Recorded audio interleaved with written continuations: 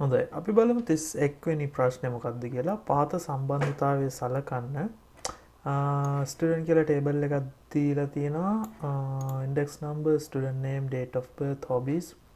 මේ index number යනු අනන්‍ය උපලකයක් වේ. ඒ කියන්නේ ඒක unique clue. ගොඩක් වෙලාවට මම හිතන්නේ අපිට මේකෙන් primary key එක හැටියට ගන්න පුළුවන් වෙයි. hobbies යනු අගයන් දෙකක් උපරිමයක් සහිත විවිධ අගයන් පැවතිය හැකි පවතින උපලකයකි. ඒතර hobbies කියන එකට අගයන් ගොඩක් තියෙනවා. මේක නිකන් හරියට ටෙලිෆෝන් නම්බර්ස් වගේ. හරි ටෙලිෆෝන් නම්බර්ස් එක්කෙනෙකුට දෙක තුනක් තියෙන්න පුළුවන්. අන්න ඒ වගේ. ඉහත ස්ටුඩන්ට් සම්බන්ධතාවයේ පළමු ප්‍රමත කරන අවස්ථාව 1NF first normal form එක නිරූපණය කරන්නේ පහත කවරකින්ද කියනවා.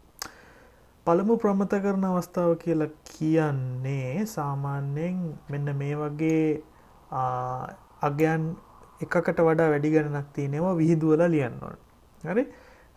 උදාහරණයකට මම පෙන්නවුවොත් ඇත්තටම 1NF කියලා සර්ච් කරොත් විකිපීඩියා එකේ පළවෙනියට එන සර්ච් රිසල්ට් එක මෙතෙන් ටෙලිෆෝන් නම්බර්ස් වගේ දෙකක් වගේ තියෙනවා නම් පළමු ප්‍රමත කරන අවස්ථාවට හදනකොට ටෙලිෆෝන් නම්බර් 1 ටෙලිෆෝන් නම්බර් 2 කියලා මෙන්න මේ වගේ දෙකට කඩලා හදලා ලියන්න ඕන.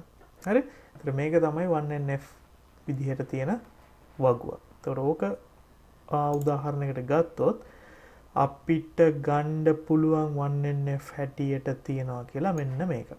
හරි? කියන්නේ දෙවෙනි එක තමයි අපේ 1NF.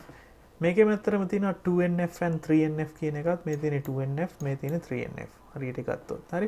සමහර විභාගයේදී ඔයගොල්ලන්ගෙන් අහයි සර් දෙවෙනි ප්‍රමත කරන අවස්ථාවේ තියෙන උදාහරණයක් තෝරන්න කියලා. හරි? එතකොට 31ට උත්තරේ 2. 32 192.16.5.133/29 යන IP ලිපිනය සලකන්න ජාලය හඳුනා ගැනීමට අවශ්‍ය බිටු සංඛ්‍යාව සහ සංග්‍රාහකය හඳුනා ගැනීමට අවශ්‍ය බිටු සංඛ්‍යාව කුමක්ද? මේ කෙලින්ම අහන්නේ host පැත්තට බිට් කීයක් තියෙනවද network පැත්තට බිට් කීයක් තියෙනවද කියලා. හරි? අපි දන්නවා සම්පූර්ණයෙන්ම subnet mask එකක බිට් 32ක් තියෙනවා. හරි? octet 4ක් තියෙනවා.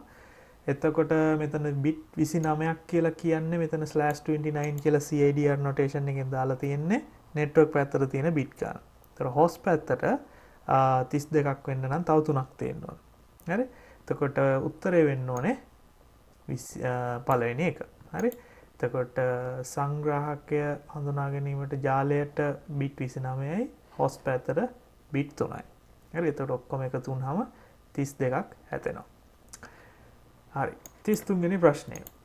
සංවේදක ජාලයකදී පණිවිඩයක් එහි අන්තයට ළඟා වන විට යෙදුම් ස්තරය ඇප්ලිකේෂන් ලේයර් එකේ ධාවනය වන නිවැරදි යෙදුම් ක්‍රමලයකයට එම පණිවිඩය ලබා දීමට පහත පෙන්වා ඇති කුමන ලිපිනයක් විමසිය යුතුද? ඒ කියන්නේ අපි මොකක් හරි මැසේජ් එකක් එක වර්ක් ස්ටේෂන් එකේ ඉඳන් අනික වර්ක් ස්ටේෂන් එකට යවපුවාම ඒකේ ඩෙස්ටිනේෂන් එකේදී මොන ඇප්ලිකේෂන් එකටද ඒක යවන්න ඕනේ කියන එක හොයාගන්න නම් IP ලිපිනය තමයි පාවිච්චි කරන්නේ. හරි?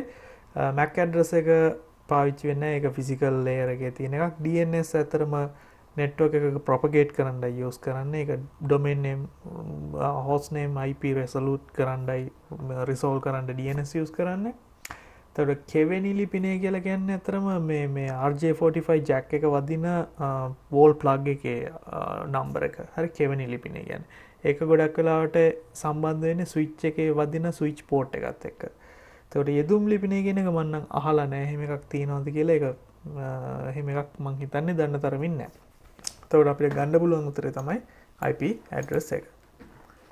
34 රවුටර් එකක් තුළ සාමාන්‍ය IP පොදිය පැකට් එකක් නියමිත ස්ථානයකට ෆෝර්ඩිං කරන්නේ පහත පැකට් ෆීල්ඩ් අවත්කානිල වන්නේද?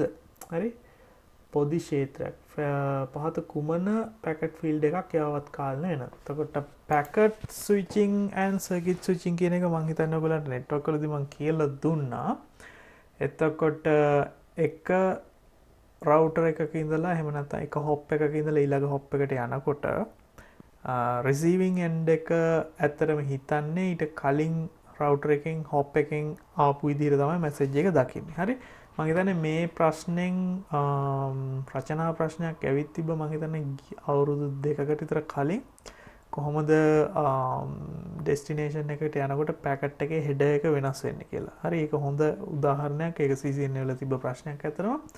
මේක පොඩ්ඩක් තව පැහැදිලි කරනවා නම් පොඩ්ඩක් ඇඳලා පෙන්නන්නම්. හිතන්න මේ කම්පියුටර් එකෙන් මේ කම්පියුටර් එකට අපි පැකට් එකක් ෆෝඩ් කරනවා කියලා. එතකොට හිතන්න මෙතන මේකේ තියෙන එක රවුටර් එකක්, මෙතන තියෙන තව රවුටර් එකක්. හරි. රවුටර් එක උඩ බර ගානක් අස්සෙන් ගිහිල්ලා ඔහොම ගිහිල්ලා ඊට පස්සේ මෙතන හිතන්න ස්විච් එකක් තියෙනවා මොකක් හරි. ස්විච් එකෙන් ගිහිල්ලා මේ මැෂින් එකට එනවා. එතකොට මේ A කියන කම්පියුටර් එකේ ඉස්සෙල්ලාම පැකට් එක ෆෝඩ් කරනවා R කියන ස්විච් එකට. R1 කියලා ගමු, මේක R2 කියලා ගමු. හරි. ඊට පස්සේ R2 මේකට පැකට් එක ආවට පස්සේ R1 R2ට යවන්න කලින් මෙයා source header එක ඒකේ තිබ්බ source header එක අයින් කරලා මෙයාගේ source header එක මෙතෙන්ට දානවා. දාලා තමයි මෙයාට යවන්නේ. හරි. ඒතර මෙයාට ආවට පස්සේ මෙයාට පේන්නේ source header එක බලපුවාම R1 මේක යවපු විදිහට. එහෙම නැතුව ඒ කම්පියුටර් එක යවපු විදිහට නෙවෙයි. හරි.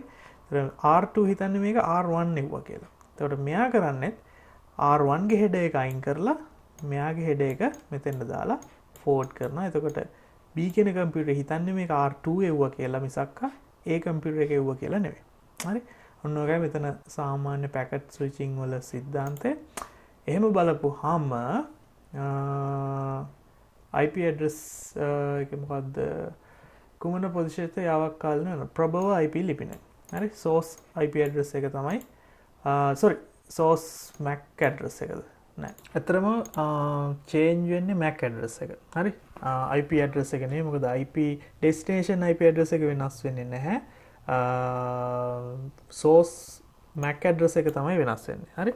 මේක ඇත්තටම අහලා තිබ්බා මම කිව්වා කලින් වගේම රචනා ප්‍රශ්නයකට අහලා තිබ්බා. එතකොට උත්තරේ වෙන්න ඕනේ 4. 35 TCP සම්බන්ධතාවයක් අනුබද්ධයෙන් පාසදාන් කවරක් සත්‍ය වන්නේද? විශ්වාස කළ හැකි දත්ත තැන් මාරුව reliable data transfer. ඔව් TCP කියන්නේ බොහොම විශ්වාසවන්තයි. මොකද TCP handshake එකක් කරනවා, acknowledgement එකක් එවනවා, data transfer වුණාට පස්සේ UDP වල එහෙම එවන්නේ නැහැ. ඒක නිසා විශ්වාස කළ හැකි දත්ත හුවමාරුවක් කියන එක සත්‍යයි. B සම්බන්ධතාවයේ දිශානත වූ connection oriented සම්බන්ධතාවය. TCP connection එකක් කියන්නේ අතරම connection oriented එකක්. connection oriented කියන්නේ data යවන්න කලින් source and destination TCP handshake එකක් කරනවා. හරි. ඒක හින්දා ඒක connection oriented කියලා අපිට කියන්න පුළුවන්. C සහතික කරන ලද සැපීම. ඔව් ඒක විශ්වාසවන්තයි. handshake එකක් තියෙනවා. ඒක නිසා සහතික කරන ලද සැපීමක් හැටියට කියන්න පුළුවන්. UDP වල UDP handshake එකක් නැහැ, acknowledgement එවන්නේ නැහැ. ඒක නිසා UDP කියන්නේ එච්චර reliable protocol එකක් නෙවෙයි data transfer කරන්න. එතකොට TCP ගැන ගත්තොත් ABC කියන තුනම අපිට සත්‍යයි කියලා ගන්න පුළුවන්. right. ඊළඟ වීඩියෝ එක බලමු ඊළඟ ප්‍රශ්න 5.